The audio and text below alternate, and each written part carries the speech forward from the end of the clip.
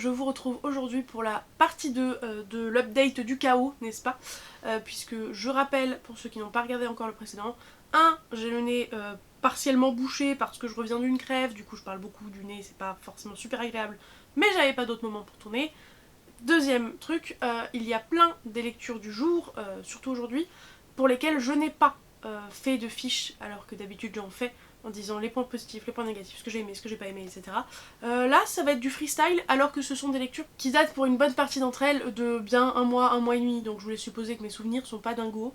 Donc on va faire avec ce qu'on a, écoutez braves gens. Et on va partir avec le seul livre pour lequel j'ai des notes. Comme ça, c'est chose faite, et après, on dira bonjour au chaos. Le premier et donc seul livre pour lequel j'ai des notes, il s'agit de Néo, La chute du soleil de fer de Michel Bussy aux éditions PKJ, que j'ai alterné, je vous rappelle, entre la version papier et l'audiobook sur Nextory. Alors on va commencer directement par le fait que je lui ai mis 7 sur 10 et que clairement c'était pas mon kiff de l'année. J'ai adoré par contre le début de l'expérience audio, enfin mes débuts dans l'expérience audio, et je vous mets le vlog qui va avec là-bas, mais le livre en lui-même, pas tant que ça. Le départ en lui-même de l'histoire me plaît de ouf, puisque on va suivre deux clans, le clan du Tipi et le clan du château, qui sont respectivement la Tour Eiffel et le Louvre. Mais comme on est dans un monde post-apo où seuls les ados ont survécu et que le Louvre et la Tour Eiffel ça leur parle pas du tout, bah ils les ont nommés le Tipi et le château. Et le problème c'est que il va y avoir notre héros, Zizomis, donc je crois qu'il le résume par Zizo, ouais c'est ça, Zizo, qui va en fait se faire capturer entre guillemets par le château lors d'une mission d'espionnage, et on va suivre son point de vue de ancien gamin du Tipi si vous voulez, qui va vivre au château parce que ils vont pas vouloir le lâcher, c'est un espion, et ils n'ont clairement pas envie qu'il révèle tout ce qu'il a pu espionner. Donc on sent que c'est un écrivain habitué qui a écrit, dans le sens où c'est très addictif, il se passe toujours un truc, on a très envie d'y revenir pour savoir la suite des aventures de nos héros, mais comme je l'ai dit dans le post Instagram, on sent aussi que c'est écrit par un vieil auteur blanc. Et par vieil auteur blanc je veux dire pas jeune, auteur donc pas autrice donc c'est un homme, blanc, je pense que vous avez deviné ce que ça veut dire. Donc, il y a une sursexualisation des corps féminins. Je rappelle qu'ils ont 12 ans, au début de l'histoire en tout cas, parce qu'on avance vite dans le temps, mais ils ont 12 ans.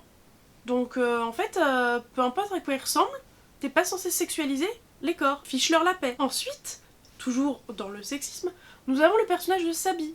Sabi qui est la meilleure pote du Love Interest, on va dire ça comme ça. Et elle passe sa vie à baver sur tous les hommes qui bougent. Genre vraiment, sa personnalité c'est « Ah, je suis un peu fofolle et les hommes !» Elle a 12 ans. Non. Non seulement elle a 12 ans, mais en plus, elle est dans un monde post-apo où elle a pas pu se faire influencer par des films de la pop culture, ce genre de choses. Enfin, non. Non. Non seulement je trouve pas ça réaliste, mais en plus, tu mets pas ça dans un bouquin d'ado. Rajoutons le fait que c'était raciste et grossophobe aussi. Bah oui, bien sûr, après le fait que c'était sexiste, génial. Donc raciste, c'est pas forcément dans un sens négatif, mais ça reste du racisme, donc on kiffe pas. Mais le stéréotype de l'homme noir, musclé, chef de guerre, top et combattant super, c'est un cliché positif, mais ça reste stéréotypé et raciste en fait. De la même manière que je vous laisse supposer que l'intello de... Enfin, le plus gros intello, c'est un... Asiatique. Oui, bravo. On applaudit tous ceux qui connaissent les clichés racistes. Oui. Voilà, j'ai été un peu couette devant l'information. Et ensuite, pour l'aspect grossophobe, eh bien, on a un personnage gros. Vous allez me dire, ouais, de la représentation. Non. Non, parce que c'est un personnage gros. Donc qui dit qu'il est gros, il est forcément super glouton, adore les trucs sucrés, et c'est une grosse feignasse, bien sûr, parce qu'on ne peut pas être gros sans être une grosse feignasse. Ça se sait. D'ailleurs, on dit grosse feignasse. Top. Top. Bref, on va pas démonter ce bouquin de A à Z parce qu'il y a des trucs quand même qui étaient sympas, malgré ça. Notamment le fait que la caractérisation des personnages était très bien faite. Très rapidement, on arrive tous à les distinguer sans les mélanger, que ce soit au niveau des prénoms, des caractéristiques physiques, des caractéristiques de personnalité. Ils sont vraiment très différenciables les uns des autres, et ça franchement, ça m'a beaucoup plu, c'était très chouette. Ça fait du bien, et on sent là-dedans l'auteur expérimenté. Allez, alternant, un truc qui ne m'a pas plu du tout, par exemple... ça va recouper un peu avec racisme, sexisme, grossophobie, etc. Il y a trop de comportements de l'ancien monde. Si on part du principe que ce sont des enfants qui se sont auto-élevés presque, genre il y avait des gens pour s'occuper d'eux jusqu'à leurs 4-5 ans, grosso modo, et après ils ont dû se débrouiller tout seuls. Pourquoi pas? Franchement, pourquoi pas? Si on leur a appris en temps et en heure comment se débrouiller, pourquoi pas? Mais, à partir du moment où t'évolues sans adulte, à partir de 6 ans, admettons 6-7 ans, allez, parce que 5 ça me paraît quand même jeune, 6-7 ans, tu ne peux pas développer tout ce que tu... de manière aussi intense, tout ce que les adultes t'auraient transmis, du genre, je sais pas moi, les femmes à la cuisine et les hommes à la chasse. Tu vois, ce genre de truc, pour moi, je suis pas convaincue, après les spécialistes des enfants ou ceux qui en ont eux-mêmes pour me dire peut-être en commentaire, mais pour moi, ces habitudes-là, ce genre de choses ne va pas te venir avec toi parce que tu les as oubliées en fait. Parce que t'as plus d'adultes qui sont là pour te refoutre ça dans le crâne jour après jour. Et quand on te l'a dit quand t'avais 4 piges, tu t'en rappelles pas en fait. Donc sur cette dimension, en fait, ça m'a sorti du post-apocalyptique. Je trouvais que ça faisait pas assez post-apo en fait.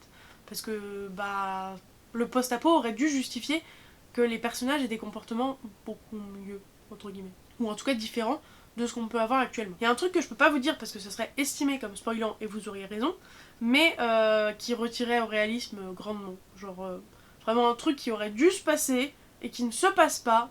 Un genre de truc, entre guillemets. Enfin, désolé, c'est flou. Et ça se passe pas et je suis en mode... Mais il y a zéro réalisme là, normalement il y aurait dû en fait. Un autre truc positif, mais ça c'est évident avec moi. Il y a un tournoi, voilà, il y a un tournoi, donc forcément j'ai kiffé moi. Évidemment que j'ai kiffé. Donc il y a un tournoi, c'était le kiff, et celui-là était très bien fait, m'a beaucoup plu. Donc, si vous aimez les tournois, ça peut potentiellement vous plaire.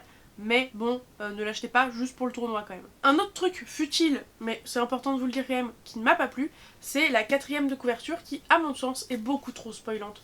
Genre t'arrives à la moitié du bouquin, il s'est toujours pas passé l'entièreté de la 4ème de couverture, c'était... Enfin, ça n'allait pas. Clairement, la lisez pas jusqu'au bout si vous la lisez. Et enfin, le suspense tient en haleine, même si il y a plein de choses dans le roman qui sont assez prévisibles, mais il y a quand même un certain suspense qui nous tient en haleine, je réitère. Et bienvenue dans le début de la débandade, et notamment avec le tome 2 de Bien joué Néo de Michel Bussy, donc les 2 châteaux, toujours aux éditions de PKJ, mais là pour le coup je l'ai écouté juste sur Nextory, je ne l'avais pas en papier, parce que, vous le savez, je suis assez engagée, que ce soit en antiracisme, en féminisme, ou entre tout ce que tu veux en fait pour l'égalité tout simplement. Et donc, vous vous doutez bien que j'avais pas très envie d'acheter un livre dont le premier tome était, à mon sens, sexiste, raciste, grossophobe, et plein de trucs du genre. Bon, après, le premier tome, je l'ai pas acheté non plus, puisque je l'ai gagné en concours, donc j'ai envie de dire, tant mieux, mais clairement, je l'ai pas acheté ce tome 2. Donc Nextory était la bonne solution pour ne pas filer dessous à l'auteur. Sauf que ce 2e tome s'est soldé en abandon, voilà, j'en ai eu marre. Donc, clairement, tout ce que je vous ai dit avant, vous pouvez le répéter, parce que ça reste la suite de la série. Sauf le tournoi, par exemple, parce qu'il me semble pas qu'il y ait de tournoi dans celui-là. Quoique j'ai un doute maintenant que je le dis. J'ai dû m'arrêter à peu près à la moitié, et j'en pouvais juste plus, tout simplement. Parce que les personnages avaient trop des réactions débiles et ou improbables. Voilà, genre vraiment, il y a plein de situations où t'es en mode... Quoi? Mais c'était vraiment, dans cette situation, le pire choix à faire, et ils l'ont fait. Bravo, bravo. Et ça, plusieurs fois d'affilée, et j'étais juste désespérée par la débilité des personnages en fait. Donc ça m'a vraiment sorti de mon truc. Donc plus, ajouter à ça, la petite couche raciste, la petite couche sexiste, j'ai juste craqué là, j'en pouvais plus, et j'ai fait, les gars, j'ai pas payé le livre. En plus, si je continue à l'écouter, je pourrais moins écouter de livres qui me plairaient en audio sur Nextory, donc c'est non, on arrête les frais. On a dit qu'on essayait d'arrêter et d'abandonner plus facilement les bouquins et les séries, donc c'est non, c'est stop, on arrête les frais. Voilà. Donc j'ai arrêté les frais, et je m'en porte très bien. Par contre, comme d'habitude, je suis d'une grande curiosité, donc si l'un ou l'une d'entre vous est allé jusqu'au tome 3, a tout lu jusque là, et a envie de me faire un petit résumé spoilant, soit en privé sur Instagram, soit en commentaire en précisant bien qu'il y a des spoilers avant, eh bien ne vous gênez pas. Je vous incite fortement à le faire si vous avez lu tout ça, ou ne serait-ce que si vous avez fini le tome 2. N'hésitez pas à me balancer plein de spoils. Pour ceux qui voudraient savoir, qui l'auraient lu et qui voudraient savoir où je me suis arrêtée au moment où ils sont sur un pont. Je pense que c'est suffisamment significatif pour que ce soit pas spoilant pour les uns, et qu'en même temps vous voyez très bien de quoi je parle ceux qui l'ont lu. Et clairement, malheureusement, ça ne va pas aller mieux en poursuivant avec For Dead Queens d'Astrid Schultz. je sais pas comment on le dit, aux éditions Casterman, que mon frère m'avait offert à mon anniversaire, sous les recommandations de Laurine, cette nouille, qui était en mode ouais moi ça m'a l'air trop bien, du coup je vais le faire offrir à Clémentine et après je le lirai et tout machin, sauf qu'elle avait oublié qu'elle se l'était elle-même déjà acheté, donc on s'est retrouvés à l'avoir toutes les deux, ce qui nous arrive jamais d'habitude, à moins d'avoir toutes les deux lu et adoré le livre, et dans ces cas-là, bah, celle qui ne l'avait pas le rachète, mais ça nous arrive jamais d'avoir toutes les deux le même livre avant que ni l'une ni l'autre ne l'ait lu. Anyway. Ensuite donc, 4 reines qui vont mourir, et surtout une héroïne qui va apprendre ça alors qu'elle aurait pas dû l'apprendre, tout simplement. Et du coup, elle va tenter de savoir ce qui s'est passé, qui les a tués, etc. etc. Dans l'optique d'acquérir quelque chose de la part de l'élite, de la royauté. Parce que du coup, il n'y a plus de reine. Donc c'est pas les reines qui vont lui donner un truc, mais elle espère obtenir un truc de la part du pouvoir, on va dire. Et c'est ce livre-là qui a été la première victime de ma débandade de lecture, de mon manque d'envie de lire, de mon manque de temps pour lire, de mon manque de motivation, tout simplement, malheureusement, de cette fameuse panne de lecture, quoi, dans laquelle je suis toujours plus ou moins. On y reviendra probablement plus tard. Mais je l'ai lu extrêmement lentement, alors qu'il est bon, le livre. Franchement, je veux bien le reconnaître, je veux bien l'admettre, mais je l'ai juste pas lu au bon moment. Et je pense que c'est principalement pour ça que je vais le garder, parce qu'il y avait des plot twists, l'idée de base est géniale, c'est un one-shot de SFFF, c'est rare, il y a un univers pourtant fourni alors que c'est un one-shot, enfin il avait vraiment un super potentiel. On vous met d'ailleurs le vlog là-haut, où on l'a lu, où on lisait 3 lectures communes, dont ce livre-là. Et ça, enfin Laurine a surkiffé, la dernière moitié se lit beaucoup plus vite que la première, même moi qui galérais parce que je lisais peu, je l'ai lu plus vite aussi, mais vraiment j'étais à côté de la plaque d'un point de vue livresque, donc si je devais le noter, je pense qu'il aurait une note moyenne, bien mais moyenne quand même, alors que si je l'avais lu dans un moment où j'étais vraiment encline à lire, il aurait peut-être eu une bête de note, je ne sais pas. Donc peut-être que je le relirai un jour. En tout cas, malheureusement, pour l'instant, il n'a pas une bonne note, mais je sais que c'était à cause de mon état d'esprit, plus qu'à cause du livre en lui-même, donc c'est pas grave. En tout cas, il faut pas que vous, ça vous arrête de potentiellement le lire ou l'acheter, parce que vraiment, il était bon, il avait un super potentiel. Vraiment, je vous ai dit, un univers sympa. Bref, tentez, si le synopsis que je vous ai fait, ou la 4ème que vous avez lu éventuellement, vous plaît, n'hésitez pas, parce que vraiment c'était cool, même si j'ai galéré et que mon expérience de lecture était pas dingue. Ceci clôture enfin mes lectures de 2022. D'ordinaire, je vous présente toutes mes lectures 2022 et ensuite je vous présente mon bilan de l'année et mes stats de l'année, ce genre de choses. Mais là, clairement, je savais qu'aucun des livres que je vous présentais n'était ni dans les tops, ni dans les flops, que j'allais parler d'aucun d'entre eux. Donc je me suis dit que si je vous faisais l'update après les bilans, qui eux sont plutôt actés dans le temps, il vaut mieux les faire en temps et en heure, bon, c'était pas un drame, donc c'est ce que je vous ai fait. Par contre, nous n'en avons pas fini avec cette vidéo, puisque j'ai déjà lu 3 livres en 2023, donc il est temps de vous les présenter. Alors qu'on se mette d'accord, hein, pour moi 3 livres, enfin 3 romans en 2023, alors que je vous filme ça le 17 février, c'est nul, enfin c'est pas ouf. Mais je traîne toujours cette panne de lecture, et c'est là que je vous ai dit tout à l'heure qu'on en reparlerait. En fait, les seuls livres que j'arrive à lire, ce sont des livres audio.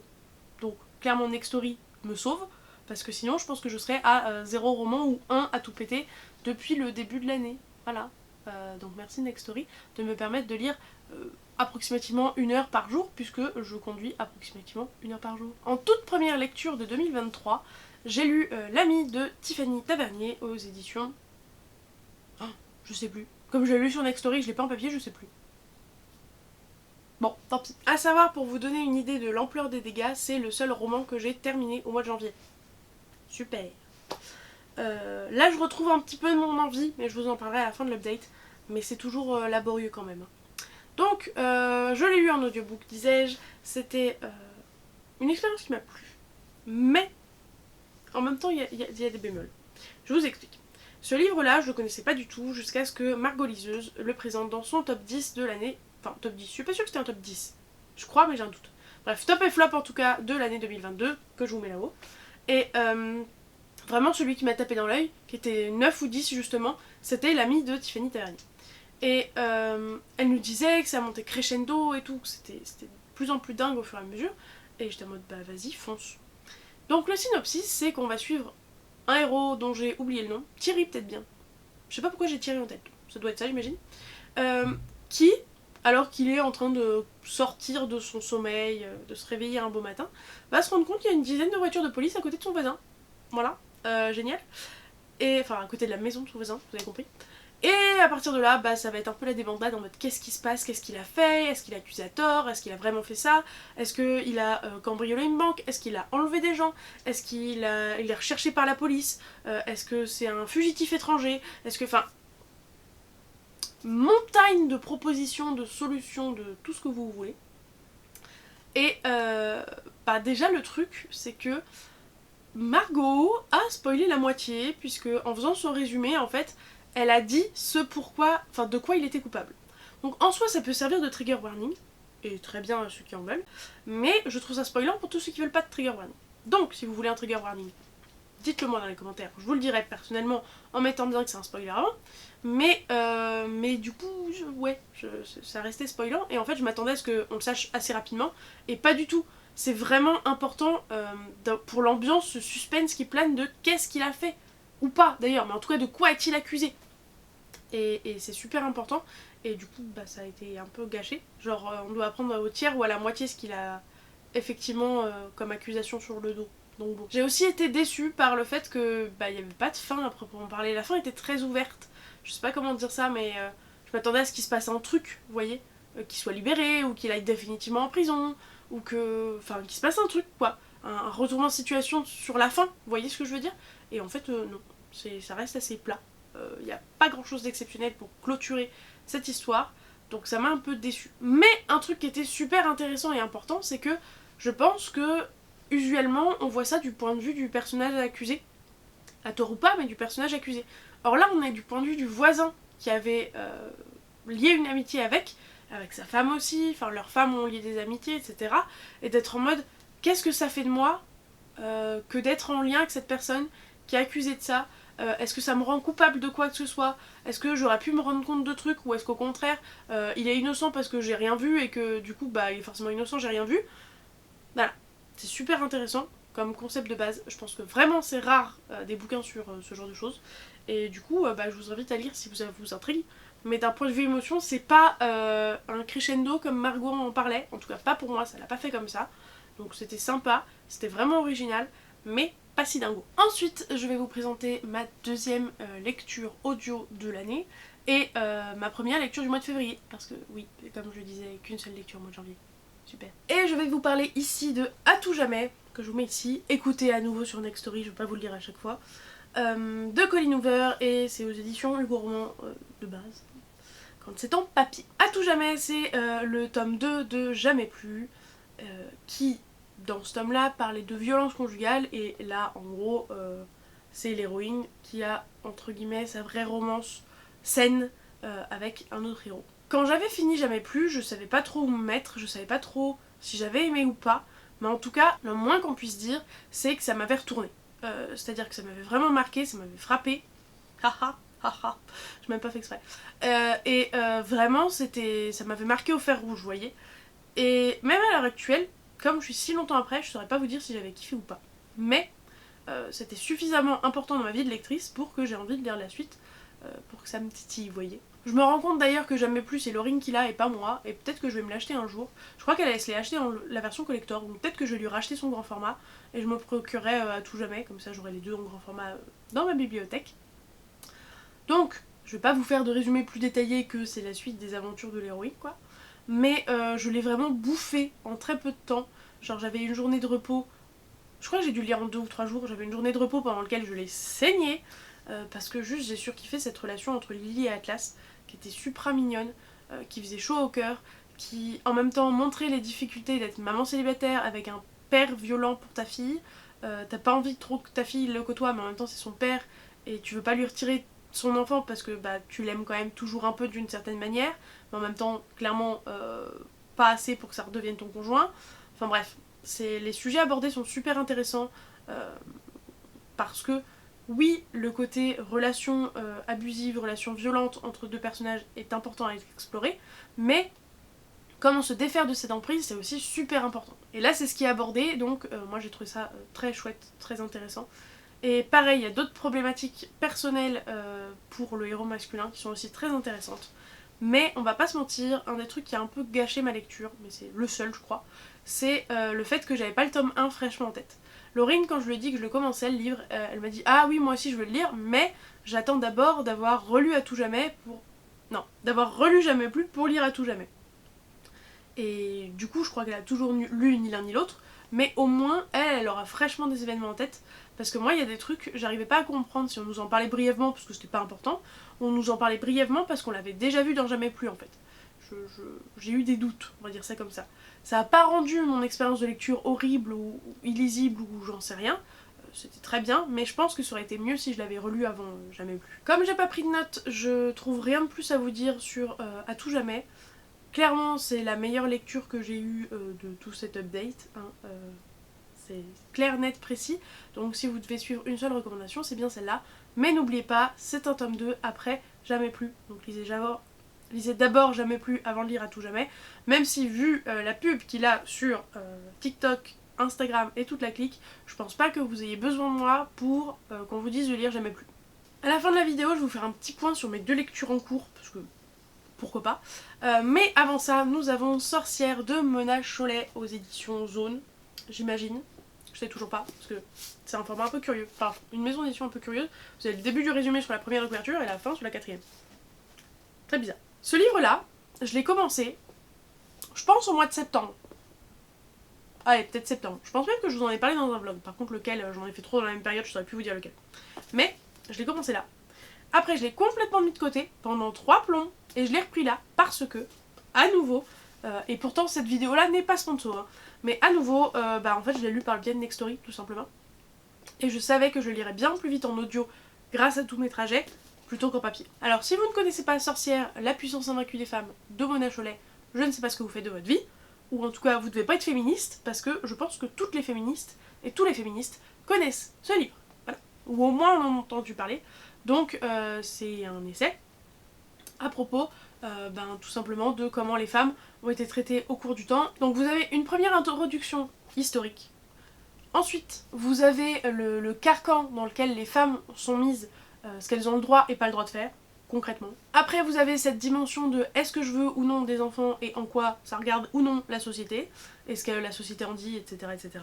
Puis là, on est vraiment dans le cœur de, entre guillemets, la sorcière, puisqu'on parle de vieillir en tant que femme, et de comment c'est perçu, est-ce que vous avez le droit de vieillir ou pas, ce genre de choses. Et enfin, on est un peu sur le médical, un peu sur la... Il y a écrit guerre à la nature, en mode... comment est-ce que les femmes ne sont pas vraiment ce que... le stéréotype qui est véhiculé, mais en même temps un peu, enfin ce genre de choses. Et j'aimerais vous dire que j'ai surkiffé, que c'était très chouette, mais je vais pas pouvoir vous dire ça malheureusement, parce que c'est un peu le b.a-ba du féminisme. C'est-à-dire que il y avait 2 options dans ce livre. Option 1, c'était des trucs tellement basiques que je le savais déjà, parce que je m'informe beaucoup là-dessus, que ce soit par le biais des réseaux sociaux, ou par le biais de bouquins, ou par le biais de sites internet, enfin vraiment de plein de trucs d'actualité autour du féminisme et de ce que c'est que être une femme, être un homme, la comparaison des deux, ce qui est dû au patriarcat, ce genre de choses. Enfin vraiment je suis assez informée et au courant. Et vraiment Sorcière c'est la base de la base de la base. Donc plein de trucs que c'est censé m'apprendre, ça m'a pas appris du tout. Après en même temps c'est logique, je l'ai lu en 2022-2023, il est sorti en 2018, donc bien sûr qu'entre temps ça s'est démocratisé et que du coup plein de concepts sont beaucoup plus familiers maintenant qu'ils l'étaient à l'époque de l'écriture du bouquin. Donc c'est pas illogique, mais il n'empêche que ça a été moins utile. Et enfin, la deuxième option, c'est j'ai trouvé que pour certains trucs, elle allait trop loin, elle sautait trop du coq à l'âne, sans raison, enfin, pas sauter du coq à l'âne, mais elle allait trop vite vers une conclusion trop radicale, on va dire ça comme ça. Par exemple, elle va raconter dans la partie médicale, où il y a une partie où elle parle des femmes dans le milieu médical, et de la manière dont elles sont traitées en rendez-vous gynécologique, ce genre de truc, mais là c'est dans la partie en tant que travailleuse, quoi, personne qui travaille. Et elle racontait qu'il y a un homme qui mettait les mains aux fesses de toutes les femmes de son service, tout simplement. Et la conclusion qu'elle en a tirée, c'est que pour cet homme, les femmes n'avaient pas leur place dans ce milieu. Et moi j'étais en mode... Alors soit tu vas beaucoup trop loin et non, soit va falloir que tu donnes les étapes de ta réflexion, parce que là je comprends pas le lien entre les deux, tout simplement.